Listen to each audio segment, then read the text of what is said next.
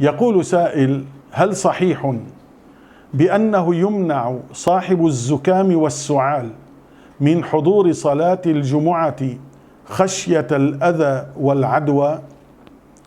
يا أخي الكريم، ويا من ابتلاه الله عز وجل بالزكام والسعال، اسمع ماذا يقول النبي عليه وآله الصلاة والسلام كما يروي الإمام البخاري: لا توردوا الممرض على المصح.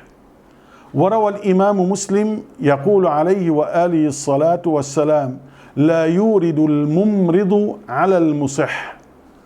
وروى الإمام مالك يقول عليه وآله الصلاة والسلام: لا عدوى ولا هامة ولا صفر ولا يحل الممرض على المصح، وليحلل المصح حيث شاء. يعني المريض ما بيدخل على السليم، والسليم يدخل حيث شاء. فقالوا: يا رسول الله وما ذاك؟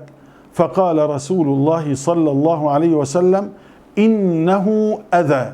يعني عندما يدخل المريض على المصح على السليم قد يؤذيه بهذا المرض، بشكل هذا المرض.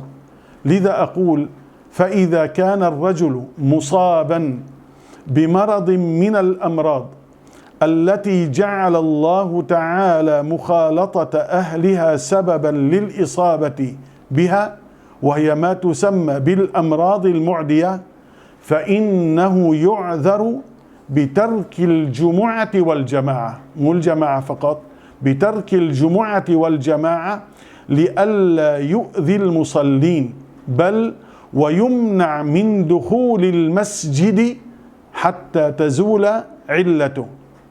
وإذا كان سيدنا رسول الله صلى الله عليه وعلى آله وصحبه وسلم منع آكل الثوم والبصل من أن يأتي المسجد خشية إيذاء الآخرين برائحة البصل والثوم، فالمريض بالزكام والسعال فيما يبدو أشد ضررا ممن يأكل الثوم والبصل، لأنه ربما يصيب المرض السليم بإذن الله عز وجل فيتضرر بذلك.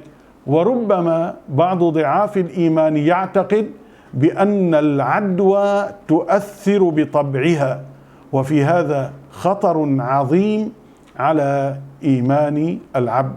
لذلك أقول للأخ الذي ابتلاه الله عز وجل بالمرض بشيء من زكام وسعال وما شاكل ذلك أن لا يذهب لصلاة الجمعة ولا الجماعة خشية إيذاء الإنسان المؤمن.